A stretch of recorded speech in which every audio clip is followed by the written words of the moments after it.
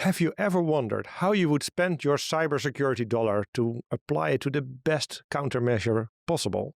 And have you not figured out how to do this? And do you want someone to actually tell you how to do this? Who knows? Well, you're in luck because today that's going to happen. My name is Lieuwe Jan Koning, and here from the Security Operations Center at Ontoit, we present you Threat Talks. And the subject of today is a reboot of strategy. Let's get on to it. Welcome to Threat Talks. Let's delve deep into the dynamic world of cybersecurity. I'm really excited to announce our guest of today. His name is Rick Howard, and he's the perfect guy to talk to if you want to really know what to do. Because, I mean, his career started at West Point. He's a graduate there. And if you're not in the United States, look it up. It means something. And he has had a long career in the US Army. And the most cool part of his job was actually, he was a commander of the US Army Computer Emergency Response Team.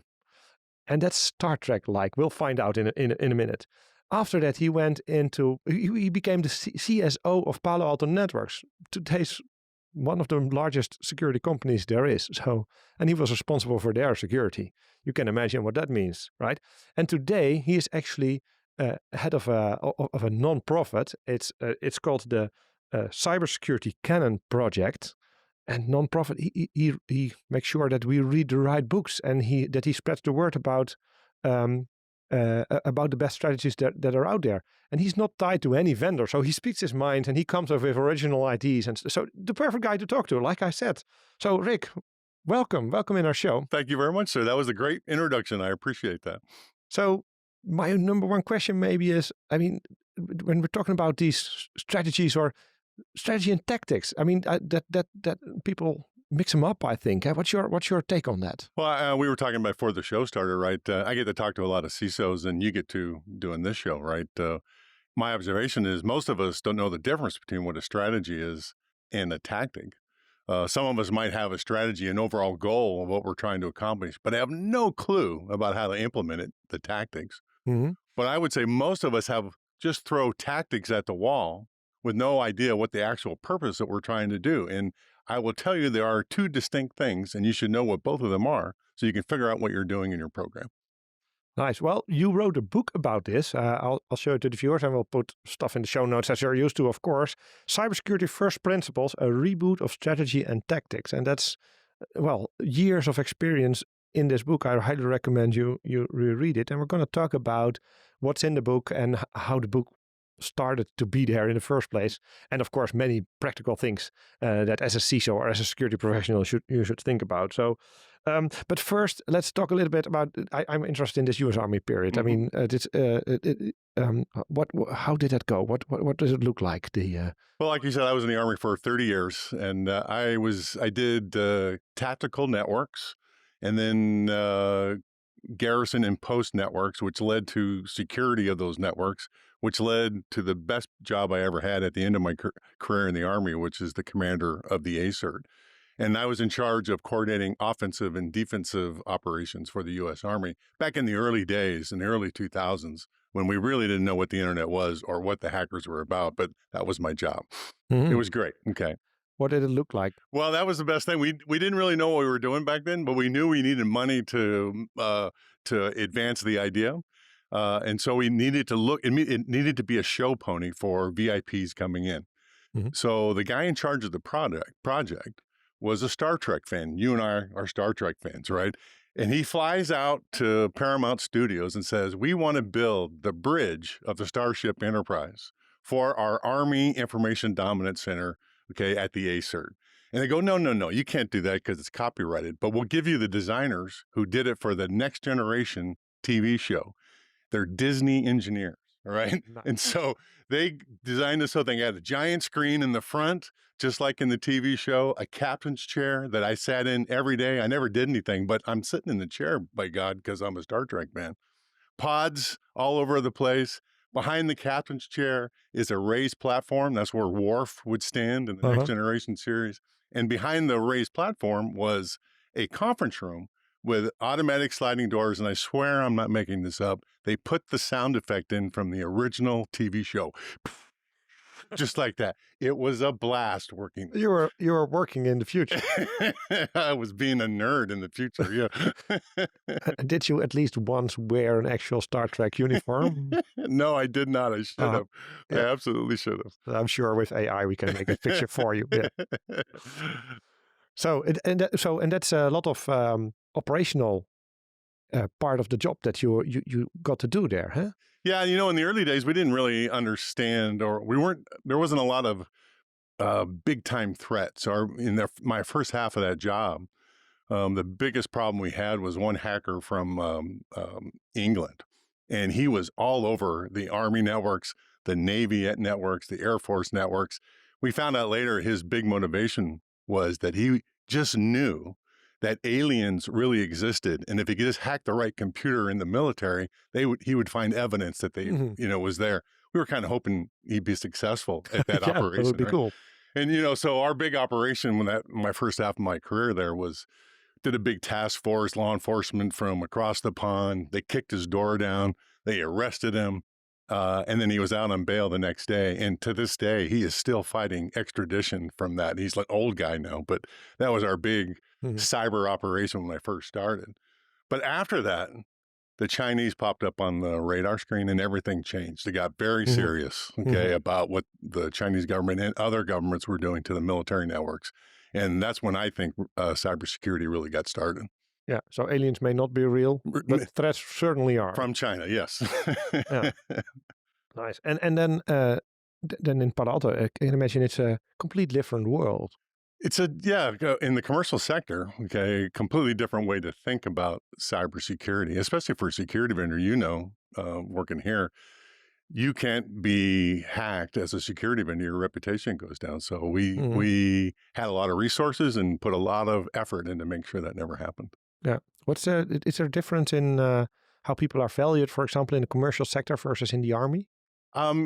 Yeah, in the military, you're focusing on nation state activity. All right. So you're focusing on making sure those guys are not successful.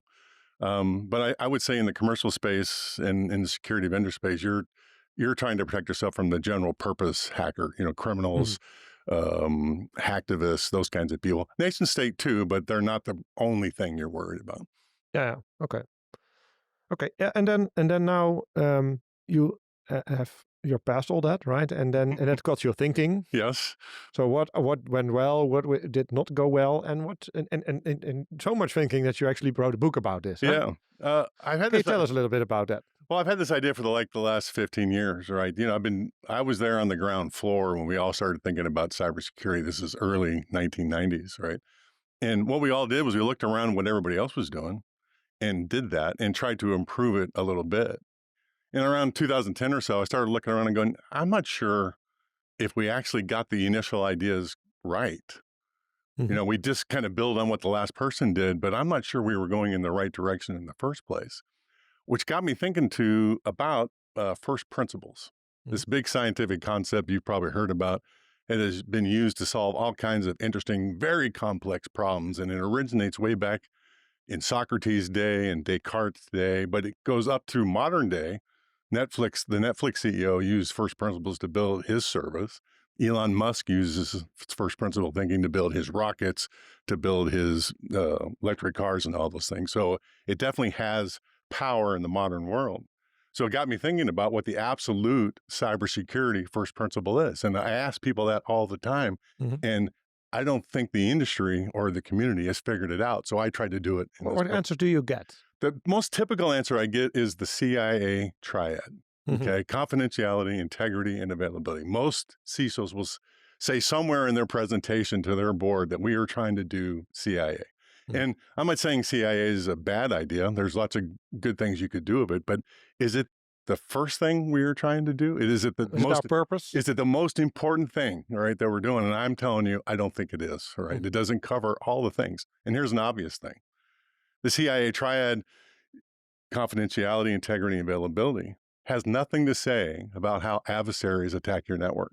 So if you're trying to put prevention controls in place for, say, Wicked Spider, You don't get that with CIA, right? So Yeah. CIA is a set of good principles, right? But is not the most important set of first principles. So, and do you have an example of a good first principle, maybe outside of the cybersecurity, that works? Like you mentioned, for example, Elon Musk's. Well, you can talk about Descartes, okay, the greatest of all time philosophical thinker. I think, therefore I am. Okay, that is the perfect example of a first principle in philosophy, right? So the question then is, what do you think it is in cybersecurity? Yeah, you ask that everybody, yeah? I do, all right? I know what I think it is, but I've been thinking about it for 10 years, right? But here's what I think it is, and you can tell me if I'm crazy, right? It is reduce the probability of a material cyber event against your organization over the next, say, couple of years. Now, that's like a Twitter line. So it sounds simple, but it's pretty complex, and it's really... Yeah, let's dissect it a little bit. Yeah, okay. So it's 3 pieces. First one is reduce the probability, meaning you have to actually know what your current probability is of getting hit by a material cyber event. Yeah, and I've never heard anybody who can answer that question. But you claim you can, eh? Yes, I we think talk about that today. We're going to talk about and we'll explain how to do that, right? Okay. So that's the first part, reduce the probability. Notice I didn't say prevent everything, because we're not saying that. We're saying we're going to reduce the likelihood that it happens. So that's the first part. The second part is of a material cyber event. Material. Material is different for every organization. What's different for Onto It is going to be different for my nonprofit, all right? That's something that senior leadership has to decide what it is. But we have to know what that is, because we don't have unlimited resources, and we don't want to protect things that aren't material to the business. And material, would it be getting out of business or losing your customers? How do you decide on that? I think the easy way to think about it is what would be a company killer, right? That is absolutely a material event. Now, we can make an argument there's lots of things short of a company killer event, but just so everybody gets their head around what I'm saying, the easiest thing to think about is a company killer. Yeah, I would say I would probably want a little bit lower bar for lower trigger, right? Because I actually, so for example, we've seen in the past that when even security vendors get breached, their stock price goes up. It's amazing. It's amazing how that works, right? And that's an interesting idea. Is that most companies don't go out of business once they've been hit with a ransomware attack or whatever attack they get. They recover, right? So we should know what those numbers are, okay, and be able to develop and design our programs accordingly. Yeah. And then you mentioned you actually put a time constraint in your... That's the third part, right? We want to put a time limit on, because are you going to be materially impacted by a cyber event sometime in the future, say in the next 100 years? Yeah, probably. But what's the probability in the next, say, 3 years or 1 year? Whatever makes sense to your business, right? I can calculate that probability and actually make decisions with that number. Yeah. Well, this pops up more questions to me still, but you have a lot of chapters actually that you talk about all first, these things.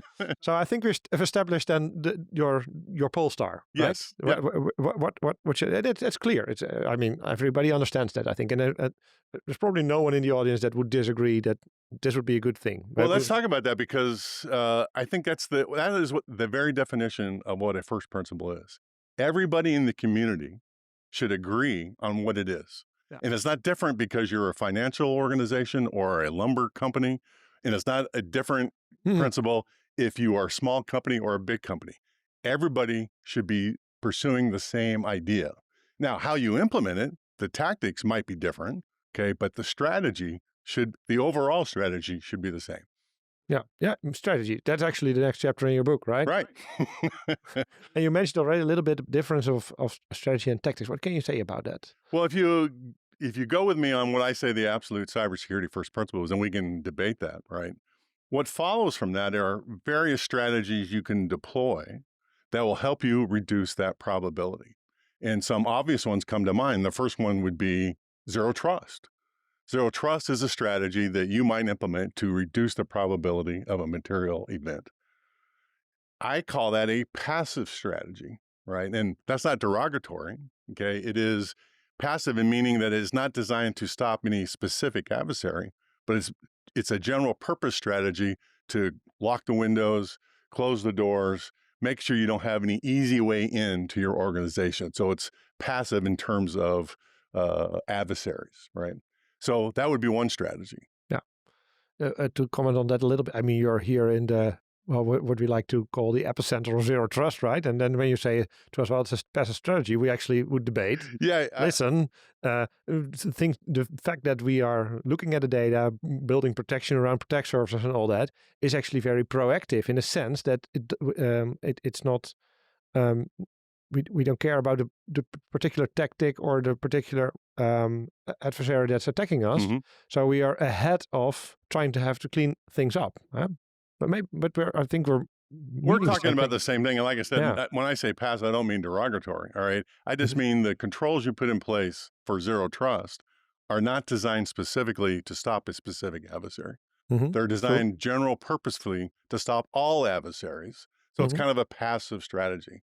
The more active strategy would be a different one. I call the intrusion kill chain prevention strategy, which is your intel team designing prevention controls for your security stack specifically for known adversary behavior, a more active approach. Yeah. So constantly tweaking based on what you see. Yep. It's a bit like knowing your enemy. Knowing your enemy, right? And I would make the argument that we should focus on preventing the success of the adversary, not being generally protective against all adversaries. But I want to stop Wicked Spider from being successful. And the way you do that was... Yeah, you know it's there. Yeah. You know that these people are after whatever. So make sure that you always know... You're right. What is there. Yeah. Well, we'll probably talk much more about this because there's so many different things. I mean, because you actually laid out in the different stages of the kill chain. I mean, that's a strategy by Lockheed Martin, huh? Yeah, they wrote the original white paper, okay, in 2010.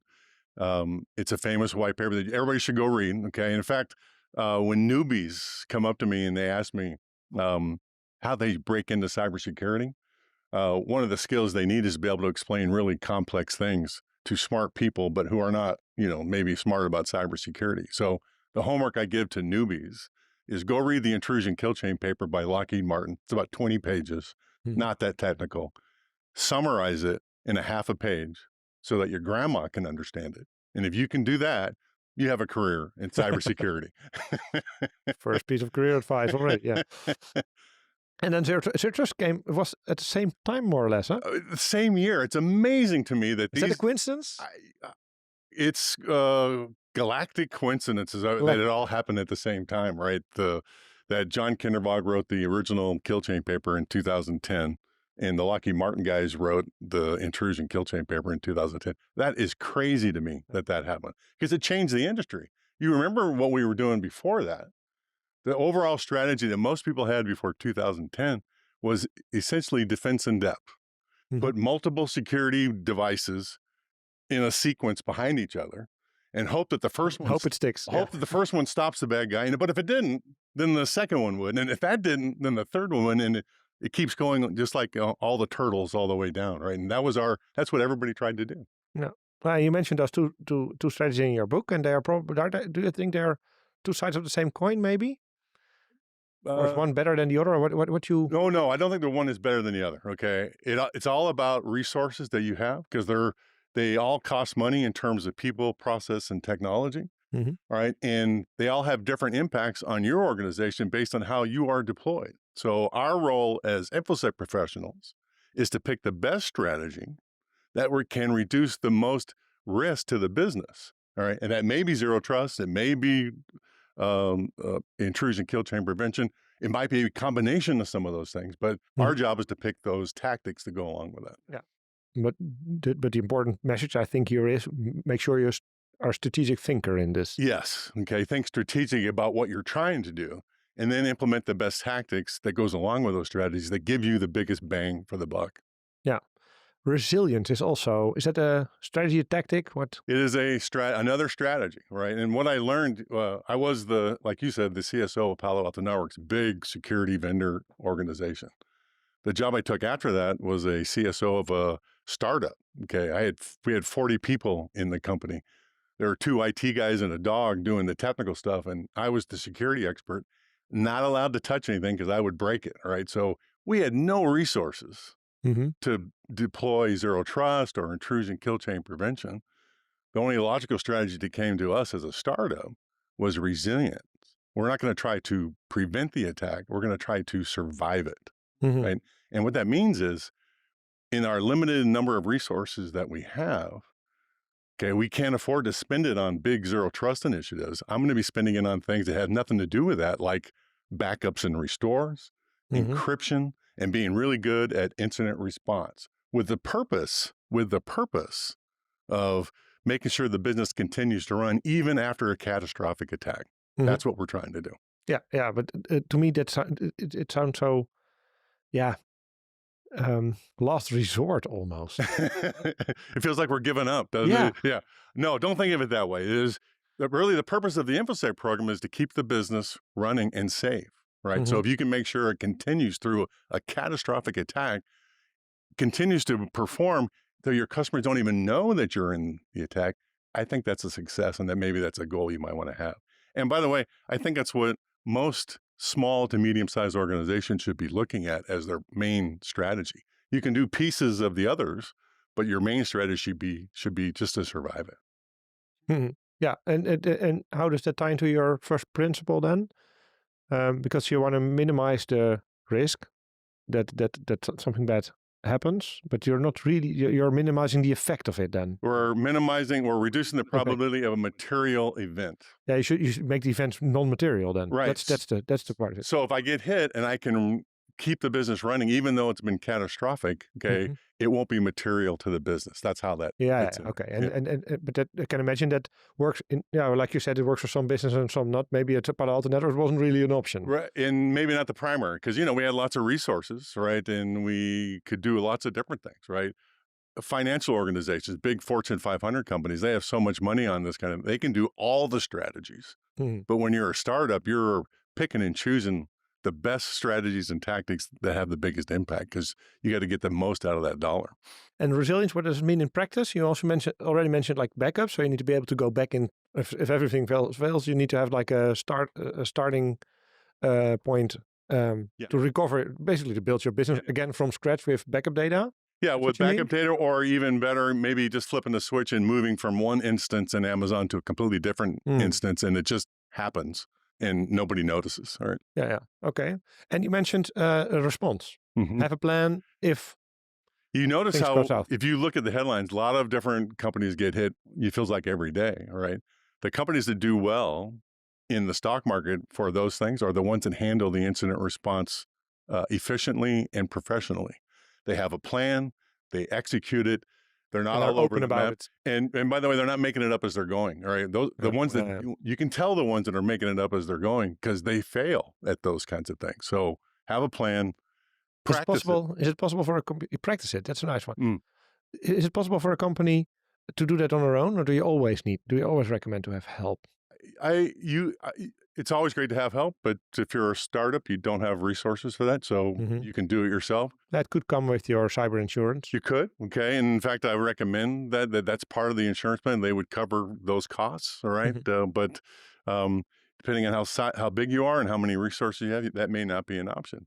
The point is to know what you're going to do when it happens and follow the plan. Yeah.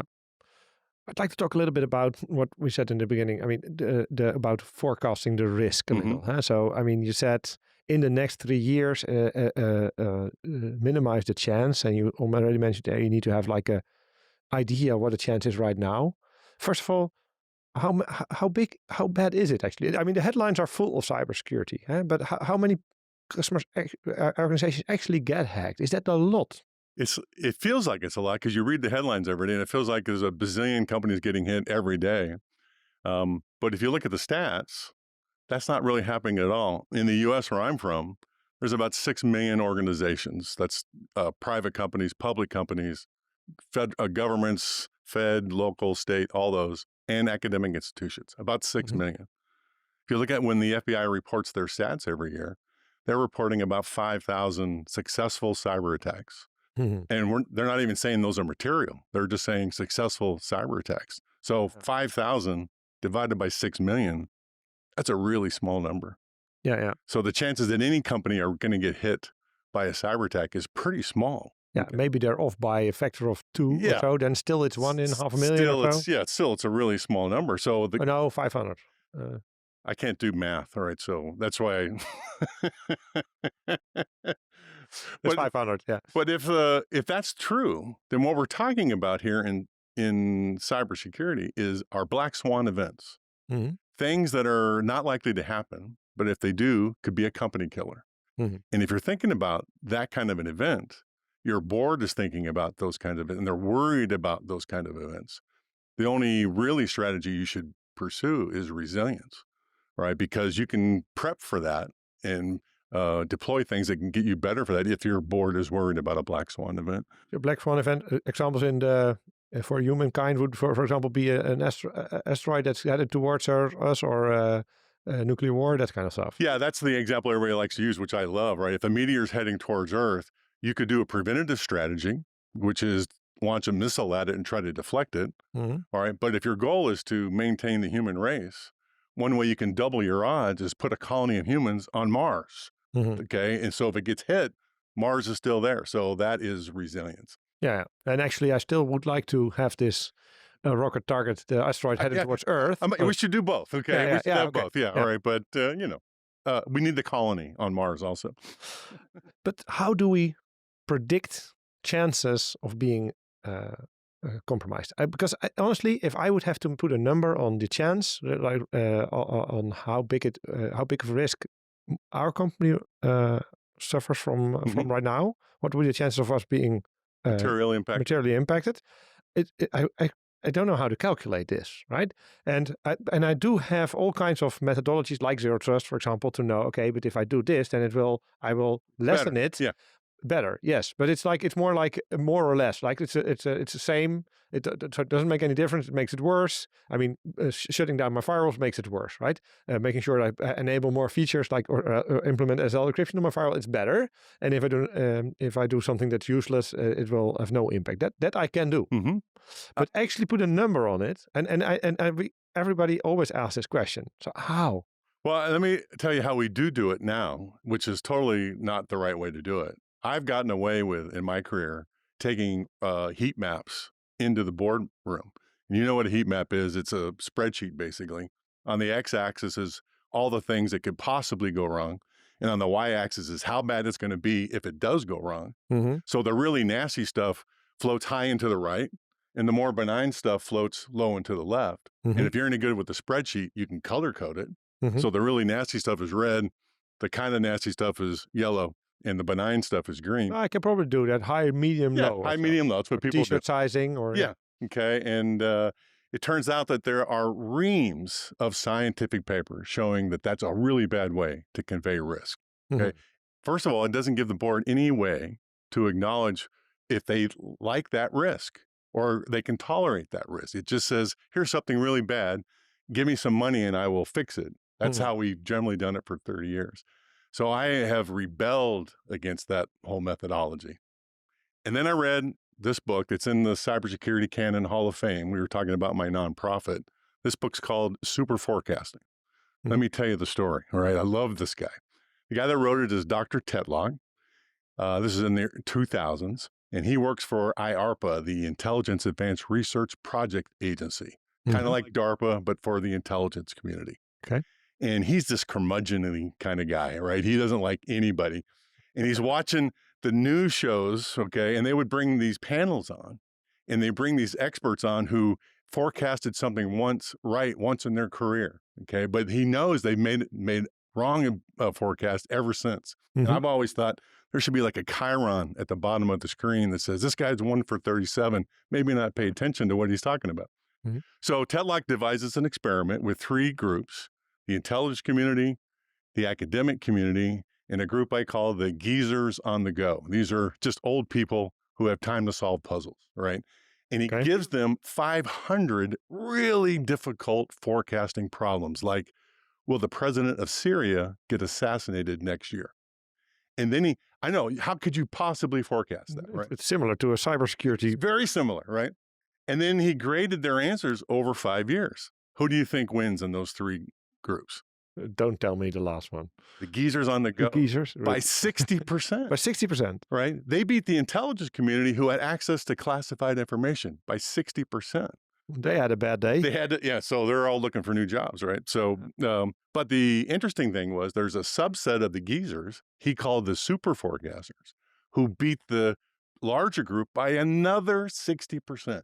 Oh, wow. Right? So it's possible to forecast really hard problems. That's what this book proved to me. And you read the book and they show you some of the techniques that these super forecasters use. These are smart people, but not really, genius kind of people. They do basic algebra to do math calculations. They don't have big computer programs running, but they have a basic set of techniques that they use. First one is they're all Bayesians, okay? Bayesian forecasting, meaning... Can you explain it a little bit in layman's terms, what it does, or how that works? Because we know this from spam detection. That's right. That's all spam detectors use Bayes math, and it's Bayes algorithm. And they don't have computer models running big algorithms to do this. They just follow the basic principles, which is basically make an assumption about what the forecast is, 20%. And then you gather evidence. And every time you get a new piece of evidence, you adjust the forecast up or down depending on what the evidence is. And you do that enough times over 5 years, you get a pretty good answer of what the forecast should be. Very accurate answer. So what he found out in his book is then that there's a subset of the people who actually applied these techniques, and he dissected the techniques that apparently were successful, and it's this. Yeah, that's the first part. All right, and the second part is not being afraid to change your mind as new evidence comes in.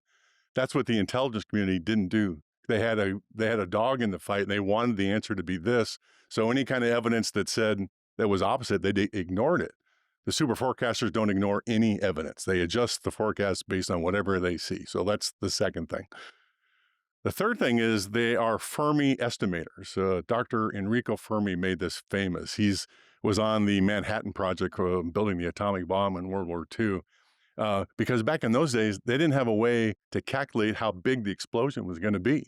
They didn't have the math to do it, and they didn't have the compute power to do it. So Dr. Fermi, he goes, well, if you assume this and throw this out and kind of package it this way, basically back of the envelope calculations, the explosion's going to be about this. And then 20 years later, when they had the compute power and the math to figure it all out, he was pretty close, okay, by orders of magnitude. It reminds me a little bit of how people sometimes calculate the chance that there is alien life. That's right. Okay, it's exactly the same thing as a Fermi calculation. Yeah, this amount of planets, this fraction of it is habitable, then amount of oxygen, all that. So you make a bunch of assumptions, come up with a number, and then watch as those assumptions either come true or become false. Right. And as that happens, you can adjust your forecast that way. They were really good at those kinds of things. The last thing they did was they attack it from the outside in, and then they attack it from the inside out. What I mean by that is outside in is the general case.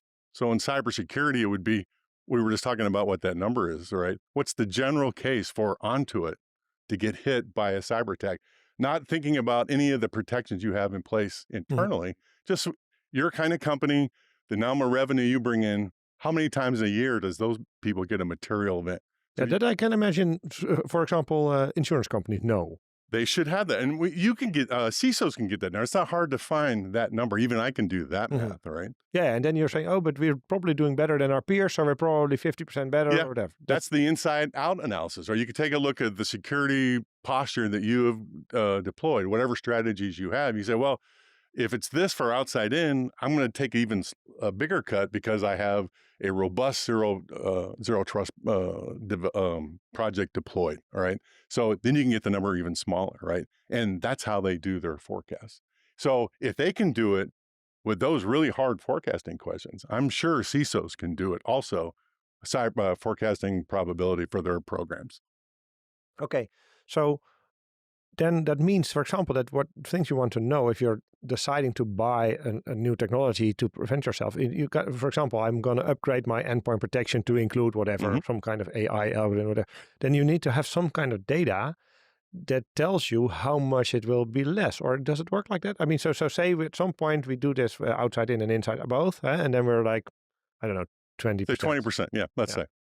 And then I now have, like, let's say more or less legacy kind of AV, signature based and all that, and now I'm going to put in behavioral based, for example. that decision. How do you then say, are we again going from 20 chance to 17 or to 50? How do you do that? The first thing I would do is first thing I would do to calculate that number was, does it advance your strategy? All right. So you're getting ready to replace your old endpoint protection with a different endpoint protection.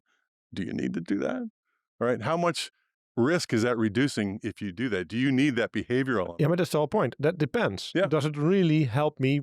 I mean, I know for ransomware, for example, in signature-based AV, it's no protection. I mean, or there should be really ancient forms of ransomware, the old ones that we can recognize with signatures. But now it is behavior that's needed for that. Okay. So yeah. So the first, I know it's better. So the first step is to get your team around the room and say, okay, we all think this is a better technology. What is the risk reduction you think this team thinks we're going to get from that? They might say, it's 3%. Okay. All right. Let's assume that. That's what the new number is. And then you watch evidence over the next years as you see attacks be successful or not successful against that technology. You adjust the forecast from there.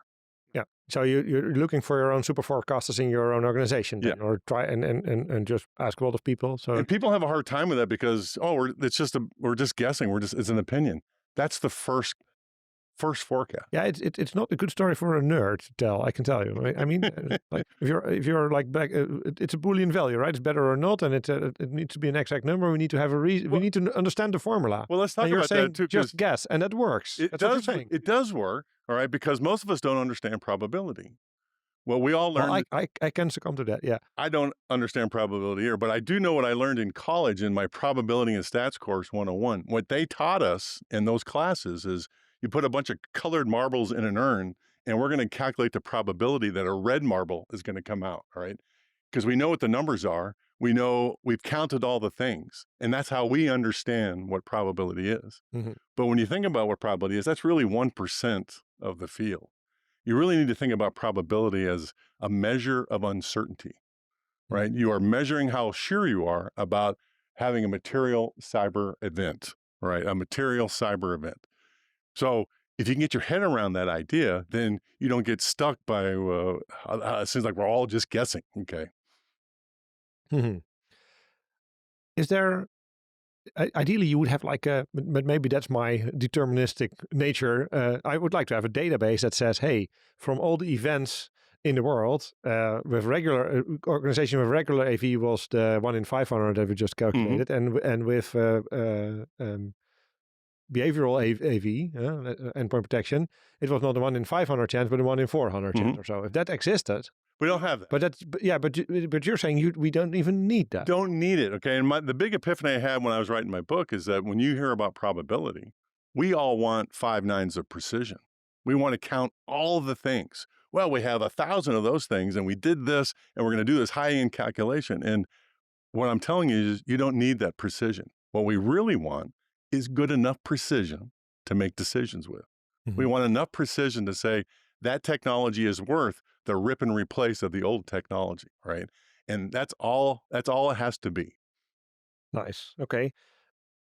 I need a short break from this, so it's actually time for our... I've blown your brain. Yes, it's melting. So I'm going to do something that I'm used to, which is the treasure hunt. Well, our viewers, as you know, we have a treasure hunt for you, and I have a code for you that I'm about to say, and it's going to be in the video feed if you're watching the video in the screen as well. If you send it to us, the first 200 that send it in will get a Threat Talks t-shirt. So be ready. It's 250304. Since I'm here for this, I can put my name in the basket first to get. You already have one. It's right there for you. So don't worry. Good. Don't worry. You'll have one. So, to reiterate this, you're saying it's the probabilities I'm used to. And most people in cyber are used to calculating things indeed to a certain amount of decimals, and there needs to be a plan behind it. And you are saying we need to throw that completely overboard.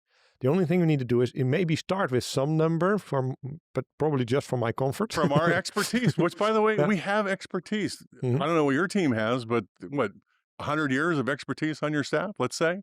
That's an expert opinion on what the number should be. Start there. Yeah. And it doesn't have to, and so probably what we should say in a session like that, where you would discuss all this is, listen, explain all this, maybe ask them to read particularly the whole book, but especially that chapter about forecasting. And throw overboard your urge to be precise then. Is that the number one pointer that we should give everybody? I would soften that a bit and say, have an open mind to this. Because I know it's hard. We've been doing it this way for 30 years. It's tough to throw out the way we've been doing it, but just have an open mind and see if the process works for you. Okay. Well, let's all try it. Let's try it. Tomorrow. Okay. Yeah. Let's plan a meeting tomorrow. Okay. Another thing is automation in your book. Let's touch on that also a little bit. As another strategy, okay, we all know generally that if you automate things, that improves the picture from physically having to configure stuff, right? So if you can automate as much as you can, that would be one strategy you might want to pursue as a strategy. The tactics in the cybersecurity field that go along with that are DevOps and DevSecOps.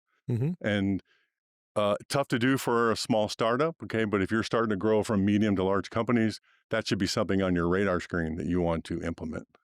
And what do you automate exactly then? Like figuring out vulnerabilities, or what?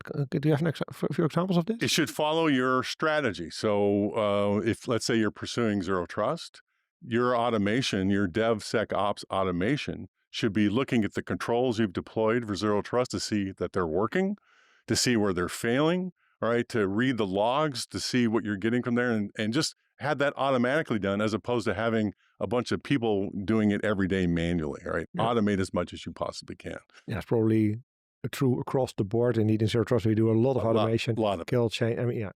Okay, understood. Anything else in the book that we missed that we should really talk about? Like what would be something we've missed in the book that we should really... Yeah, we didn't talk about today yet.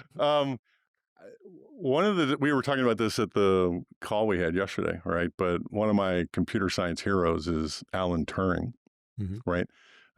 He's done so many great things. You should absolutely go watch The Imitation Game with Benedict Cumberbatch playing Alan Turing. It's a fantastic movie, right? I agree. But guess what he used when he broke the Enigma code? He used Bayesian thinking. Really? He used that kind of thinking to get that done, right? And so when you read about those things, if he could do that and save the lives of 20 million people, surely the CISO can figure out what the probability of material risk is to their business. Okay, well, let's watch that movie and then do this risk section again. And I'd love to watch it again. Yeah. Before we let you go, I mean, I want to know a little bit more because there's so much to you than your book about your nonprofit a little bit. Because one of the things you are actually doing is reviewing books in the field of cybersecurity, and you classify them in 3 different ways. Everything that's being reviewed. Can you explain a little bit about that? Yeah, I started doing this about 15 years ago when I was at Palo Alto Networks. We realized that in the InfoSec community, 500 new cybersecurity books are published every year. There's 250,000 YouTube videos published every year. There's a bazillion podcasts like this one that we're on. And so the question is, how do you decide where you're going to spend your time? Yeah. So the Canon project. Good question. Right. The Canon project, spelled with 1 N, as in canon of literature, not 2 N's where you blow stuff up. Okay. Right. Despite your background. Yeah, despite my background. Yeah. The top list of things that matter, right? Things that you should read, right? And so we formed it like the Rock and Roll Hall of Fame. Okay, that's how it operates. I got a committee of book reviewers. They were in the early days. They were all my friends. And I said, you all have to read books, write book reviews, and put them into 3 categories. Like you were saying, there's 3 categories. First one is Hall of Fame material, meaning everybody should read this book or you have a hole in your cybersecurity education. Okay, let me stop you right there. So in the show notes, we'll put a link to this site that you can look at this Hall of Fame because and count the amount of books that you've already read. Exactly. That would be fantastic. We know that, right? Yeah. Like I said, we've been doing it for 15 years. There's about 50 books in the Hall of Fame that you all should have read by now. And you're likely to have read many of them, right? But there's others that you probably need to get to. The second category is niche books, meaning they're good books if you're interested in the topic, but maybe not everybody has to read them, right? Like they might be a leadership book, or they might be a book on SCADA or something that you don't have. Very specific things. Yeah. Good material, but not everybody has to read it. Okay. The third category, and probably the most important category we have, the most service we give back to the community, is do not read. Because Nice. I like that. There's lots of crap cybersecurity books. And if you're going to spend time reading a book this year, maybe not read a bad one. Okay. So you go to the Canon website. It's sponsored by Ohio State University. You look at the book covers, you click the book cover, read the book review from one of the committees, and they make the case for the book. Nice. And then you can decide what you want to read. So especially for the top 50, of course, you should read it and then say, oh yes, I'm going to prioritize reading those. And if you're starting a book in the first place, then you better first go to this site and see what if it's not in the do not read section. The goal of the project is to be the first source for curated and timeless cybersecurity content. So if you're looking to learn something new about the InfoSec field, we want everybody to go to the Canon site first to get the first entry into it. We know you're going to read other things also, but you should go to us first, right? Or if you're just trying to brush up on something you thought you knew, come to us first and you can get up to date on whatever you're trying to learn. You just told a big time saver to our audience. Right. So. Okay, that's the idea. But that sounds like a lot of work. How can you put it off as a nonprofit? Well, it is a nonprofit. It's all volunteer run. Okay, so these are people trying to give back to the community. There are 30 committee members around every year. They come and go as their real life gets in the way of some of this. Remember, it's a volunteer thing. Mm-hmm. And people love doing this to give back to the community, saying, this book is the thing I should have had 30 years ago when I was just getting into the InfoSec world. So these are passionate people that really want to give back to the community. And besides the book reviewers, because we're a nonprofit now, we're trying to bring revenue in so we can expand our reach and take donations in, and we needed some infrastructure. So I need product managers who want to volunteer to build some revenue generating products for us, like our new website or newsletters that people might pay for, or just give us some ideas how we might generate some revenue. Oh, there's probably viewers that would really like to. Please contact me, okay, if you want to help. How much time would be involved in such a thing? What's the range? We try to tell you it's 2 hours a month, and if you're going to 2 hours a month. Yeah, if you're doing more than that, you're spending way too much time on it, right? The committee members have a more a volunteer requirement because they got to read 2 books. Yeah, committee members read the books and write the review. Yeah, right. Right. So that's one thing, and but I'm sure there's people that read many books anyway. Yeah, and are really excited or really pissed off about reading the book, right? Yeah, right. They read a bad one, right? And they want to tell people don't read it, right? So that's a little bit bigger, more of a commitment, right? Mm-hmm. Those folks are, let's say it takes you 30 hours to read a book, might take you 10 hours to write the review. Mm-hmm. So you're doing 2 of those a year, all right? So that's a bigger commitment. And we have, monthly meetings. So but it's also a nice opportunity, I think, for everybody. Huh? It is. You get all these smart people in the room, and we start arguing about if that book is good or if that book is bad, and it's a fantastic experience. Yeah. Nice. Well, we'll certainly put again in the show notes ways to contact you about this. Can I say one more thing about that? Of course. You need donations. Okay, we're a nonprofit. Everybody's volunteer. Nobody's making a dime on this, but I do have infrastructure costs. So if you're feeling generous today, go to the show notes page and hit the donate button and give us a couple bucks. Well, we'll be sure to highlight it then. Thank you. All right. Well, thank you very much. I mean, we're out of time. We're actually over time already. But it was a really great talk to you and all those insights. I highly recommend. Well, maybe this should be on number 1 on the list. What I really like, let me say this on a personal level, what I really like about it is that it looks like you're not burdened, if I may say so, by a vendor that has to go in a certain direction or needs to sell something. You really started, it's a reboot, right?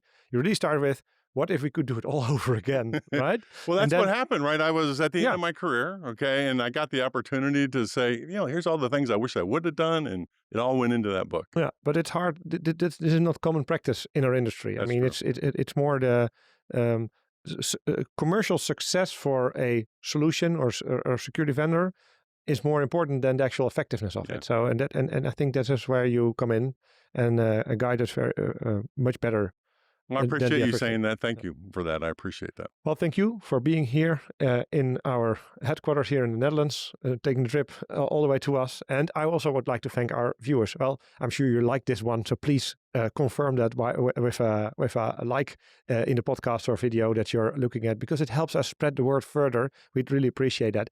And while you're there, press the subscribe button as well, because then next Tuesday, you will get the next episode in there. And the next episode, it will be again with Rick Howard. So we'd also like to hear from you. Email us at team@threat-talks.com. And here from the Security Operations Center floor at Onto, I thank you very much for listening in and hope to see you next time. Bye-bye. Thank you for listening to Threat Talks, a podcast by Onto Cybersecurity and AMS-IX. Did you like what you heard? Do you want to learn more? Follow Threat Talks to stay up to date on the topic of cybersecurity.